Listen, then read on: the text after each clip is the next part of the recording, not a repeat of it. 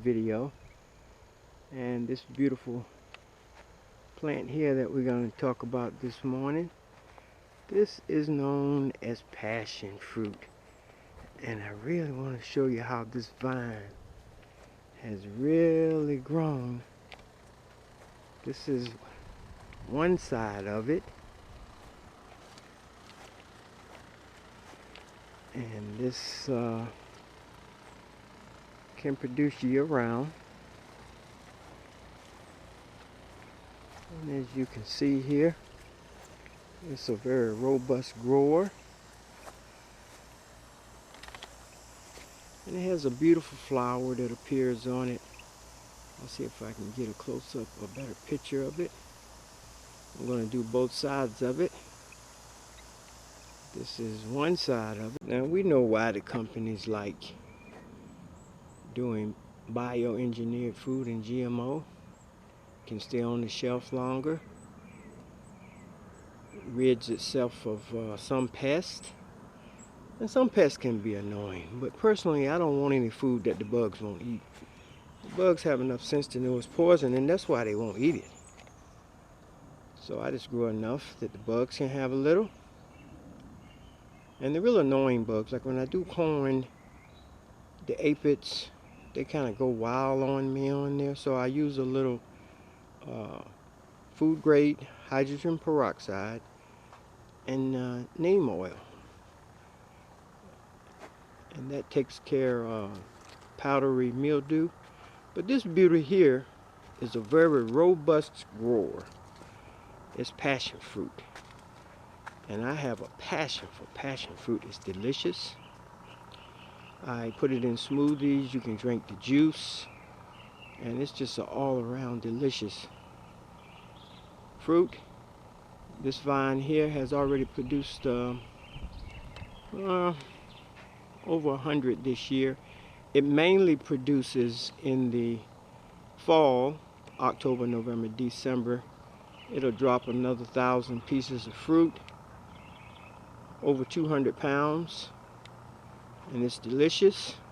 Has a beautiful flower that comes on, and as you can see, this flower here, it buds into the green yellow passion fruit. It'll fall off, and if you let it sit for a week, it will ripen off the vine.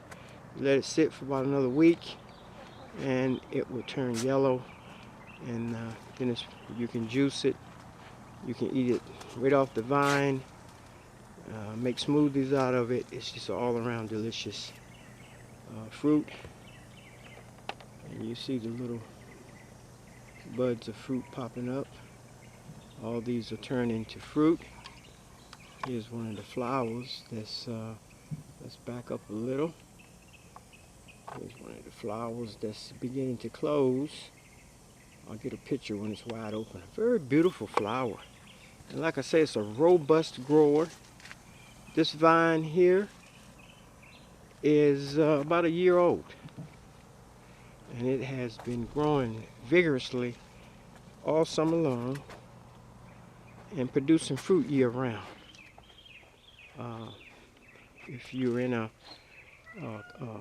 I'm in a subtropic climate, so I can kind of grow year round. If we get a freeze in February, then that'll interrupt the cycle for not only that, but all citrus. Basically, nothing likes the cold, and that's why I prefer a warmer climate. But here we have passion fruit, non-GMO, non-bioengineered food that's growing, all natural. We use chicken manure, and that's gives you a very robust growth, and it's very healthy. The stuff you're getting from the store, look at the label. Even on your toothpaste, it says keep out of the reach of children. And if swallowed, called poison control. But on your food, go down the snack aisle and everything say bioengineered. So it looks like food, smells like food, in some cases taste like food, but your body says, I'm not getting any nutrition. You're still hungry. It has mood shifts. Those chemicals are altering your moods and how you feel and how you function. And it may take a while before you have to go to a practicing physician. And you notice I use the word practicing because they don't have a clue as to what these chemicals do in the long term, but we know and we have some idea. And because of restrictions in the way we say things online, and I'm making no medical claims, but again, your food is your medicine. And that's non-GMO foods, non-bioengineered foods. That's where your medicine is. That's what promotes health. And that's what you want to consume, something like this plant here. This, you can drink the juice, eat it raw, or put it in a smoothie. And I'm pretty sure most people would enjoy it. You can start with something simple, like tomatoes and cucumbers. They grow very easily. Get your pot, set it on the porch. Spices, like sage, grows very easy. Helps spice your food. Green peppers, red peppers, all of them are very healthy and they grow very easily. And it helps you. Now we know greens. We know how greens are. We know the greens have all, look at it, it's just sucking up that sunshine, and then your body gets that nutrition, that poison they have at the store. Then you microwave it, kills the nutrition. You fry it, heat, kills the nutrition. And I can tell y'all, if you getting any kind of juice from the store, well, orange juice, we know that doesn't last very long anyway. Heat, cold, it loses it. If they don't do what we call a cold press, look that up, cold press for your juices, they're dead. Beet juice that's not cold pressed is dead. And beet juice is very good for you. I'm growing some sugar beets now. That should be up by September, and I'll share that with you.